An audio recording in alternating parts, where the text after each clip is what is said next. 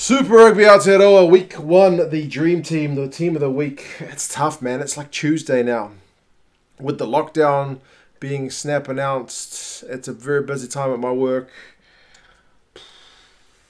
I wish I'd done this earlier when the games were a bit more fresh in my mind, but I've had a quick look at the highlights. Sorry, I'm not going to do any editing on this video. I'm just going to load it up raw. Hopefully in future I'll be able to at least edit it up a little bit so you guys can see the numbers. But I will read them out, and you guys can let me know your thoughts. Which 15 guys would you have had? Hopefully a bit more close to the time of the games when it's fresh in mind. James Lay, Blues guy. His stats don't do him any justice. No tries, no try assists, no runs, no run meters, no defenders beaten, no offloads, 5 from 5 tackles, only 1 penalty. Because he was pretty good in the scrum, wasn't he? I'm going scrum time. Scrum time for my props. Played more than half the game on his debut away from home. Gets a win down in Wellington. I don't think Tyrell Lomax did that well against him. I think he probably had the better against them. So, scrum time. That's why I picked the prop. The other prop I'm going with is Michael Alatoa. Another guy who does pretty well in the scrum. I think he's leaving the Crusaders at the end of the year, isn't he? At least that's what my old man said. 1 pass, 1 run, no meters. Not exactly a whole lot doing there. 10 from 10 tackles is a hell of a work rate. And just a big old scrum. Crusader scrum was monstering the Highlanders, wasn't it? I can at least remember that much. I seem to remember that much. Big time. That's why you pick your props. Hooker.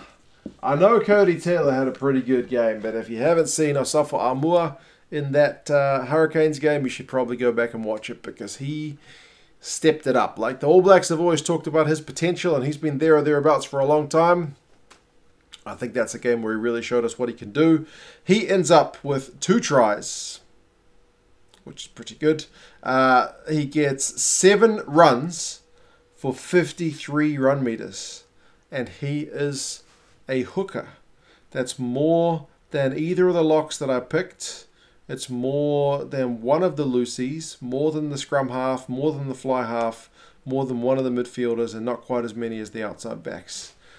So he's got a lot of run meters, man. For a hooker, he is a proper tank. 2 clean breaks, 6 defenders beaten. 6 is more than anybody else I picked this week. He was just getting so low to the ground, man. He just barrels.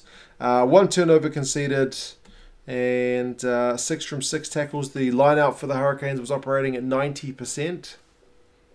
What's not to like about Osafo Amua at the weekend?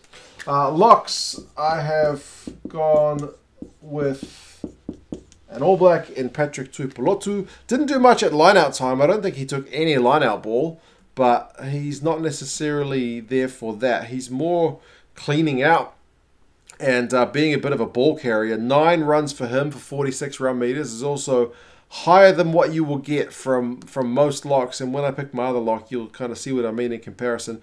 2 passes, so he likes taking the ball to the line. He also has 1 offload, 6 from 6 tackles. He did do 1 turnover conceded, which has traditionally been his Achilles heel. Sometimes is his handling, but there you go. And the other guy I've gone with is another All Black. I've gone with Sam Whitelock, more of a traditional lock than Patrick Tuipulotu. So he does a lot of work. He did 8 line-out wins, which is pretty productive for him. And he also got a try assist, did Sam Whitelock. But 4 runs for 14 meters. So his run to meterage is usually relatively low, like 3 or 4 run meters per carry. So he's at 4 and 14, which is about that. 9 passes though, so he does like getting his hands on the ball, whereas Paddy tends to take the ball to the line rather than pass it. He also has 1 offload. 13 out of 15 tackles is a heck of a result. He did concede 1 penalty. Lucy's, I've gone Blues. I've gone with Akira Ioane, and he still continues to seemingly have retained that form from last year. Does old Akira. 4 passes, 10 runs, 65 run meters. Remember, I think he busted up down the right wing just before Caleb Clark gets his try, so he was a powerful ball runner, which is what we like to see. He's got 2 clean breaks, 3 defenders beaten. He does have 1 turnover conceded, but 9 from 10 tackles. 2 penalties conceded if you're looking for something to moan about for his performance. But overall, I think pretty good, man. I know there was a few loosies, like Ethan Blackadder was very busy as well for the Crusaders. But it is Akira for me this week. And Hurricane, I've gone with Adi Savia in a Hurricanes effort that wasn't maybe at the level we kind of would expect. He still gets 10 runs for 44 run meters. Not quite as good as Akira, but still pretty busy. He gets 2 clean breaks and 4 defenders beaten. He has an offload. He is 4 from 6 tackles, which is lower than he would like. He's got a penalty conceded. It was his 100th game, so congrats to him for that. First game as captain. Maybe he's still learning a wee bit there, like his side was a bit heavily penalised. But, yeah, otherwise in a team which wasn't looking that good, he still managed to look pretty good. Last one. I'm going to shorten his name. I know it's Mikaele Tu'u, but I'm going to go with Marino Mikaele Tu'u, just with his second part of his surname there. Big game from him, and he continues to be a blockbusting number 8, doesn't he? Like, I know Satutu's pretty bloody good. There's a few good number 8s really around in New Zealand, but this guy seems to have a lot to like about his game, especially his running. He's another guy. All 3 of the Lucy's had 10 runs, 59 run meters, so just behind Akira and just ahead of Adi. Good numbers, man. 4 passes, 2 clean breaks. They all made 2 clean breaks as well. 2 defenders beaten. He does have 2 turnovers conceded and only 3 out of 4 tackles. So Akira was the busiest in terms of his defensive work, which is not something he used to be known for. So maybe that's one thing for Marino to have a look at. But I thought he was good. There you go. Lots to like about him. He's going to have an interesting time retaining his spot with so many Lucy's in that Highlander side, and Jimeno now kind of training with the side, but for mine, he put in a pretty good performance for it. Next, number 9, I've gone with Aaron Smith. I know his team lost. I know Bryn Hall was at the back of a winning side, but I still think Aaron Smith bosses that team around. They subbed him relatively early, which I was kind of happy about because I do want Folau Fakatava to get some more minutes. But while he was on, he was certainly bossing the side. He had 59 passes, so he's always, in the right place to get that ball, get that quick ball. Only 1 run meter from his 4 runs, so that aspect of his game was a bit lacking, and he did miss 2 tackles. He made 3. But halfbacks, it's kind of hard to read into their numbers and just say whether they were good or bad. He just bosses the team, and they always look a better team when he's on the field. So Aaron Smith for me. Another Blues man, excuse the Blues bias in this one, folks. I've gone with Otago Black. I thought he controlled the game pretty well. Same as he did last year. There was so much talk about Bodie leaving. But, I mean, Otago Black played first 5 for us for most of the game. So it's not a huge void. More at fullback, if anything. But he ends up with 2 try assists. Remember that nice dummy to make Geordie bite for the intercept where he gives it to Petafeta. And the cross kick to Caleb Clark. Like, proper stuff. He has 16 passes, 9 runs, so a good mix. 10 run meters is maybe not quite Bowden Barrett levels, but again, he's a different player. He beats a defender. He has 2 from 3 tackles. He concedes 1 penalty. He kicked 4 conversions and a penalty, so his kicking is good. He's reliable. He's solid. He's not like Bodie. He's not like Richie, who's a real big time, can split the defense with his pace, but he's really consistent. Knows when to take the ball to the line, knows when to go for the cross kick. So, yeah, man, I look forward to seeing more of him. Getting some credit that he is due. Second 5, I went with Dallas McLeod from the Crusaders. Have I been snubbing the Crusaders? Honestly, I didn't even count which teams I picked from before I've done this video. I just realized I haven't talked a lot about the Crusaders, even though they got a good win. Midfield, there wasn't that many kind of big old standouts, I thought. Yeah, there was a few, like, I was expecting Laumape to run like Harry Plummer into the dirt, but it never really happened. McLeod finishes with a good result, though. He's got 30 run meters, 9 runs, so pretty busy, 3 passes, a clean break, and 4 defenders beaten, which is some good effort. He has 5 from 6 tackles. He concedes 1 penalty, but overall, for a guy who's pretty inexperienced, I thought he stepped up pretty well. Yeah. Outside centre. And I didn't think I would pick him, honestly. I didn't think I would pick Rico Ioane. Because a lot of the game, I didn't remember him doing all that much. He did make a fair bit of a defensive effort. Like 8 from 10 tackles is more than any of the backs I've got on the list. And it's more than a couple of the forwards. But he wasn't finding space like I thought maybe he might have.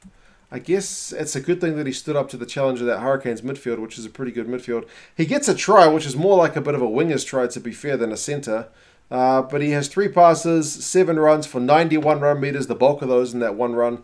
2 clean breaks, 4 defenders beaten, an offload, a turnover conceded, and a penalty conceded. But it's a weird one because his numbers scream like a good performance, but I don't remember him being all that flash. But I don't remember Goodhue being that flash either. I didn't think he was that great, personally. As I said, the Hurricanes midfield didn't exactly exert that much pressure on the Blues, which I thought they might have. Like Rico, a converted winger, and Harry Plummer, more like a first 5. So, yeah, it's a weird one. But anyway, it's just that Blues bias, man. Let me have it for 1 week. Left wing, I went with Jonah Nareki. He had a good shift for the Highlanders.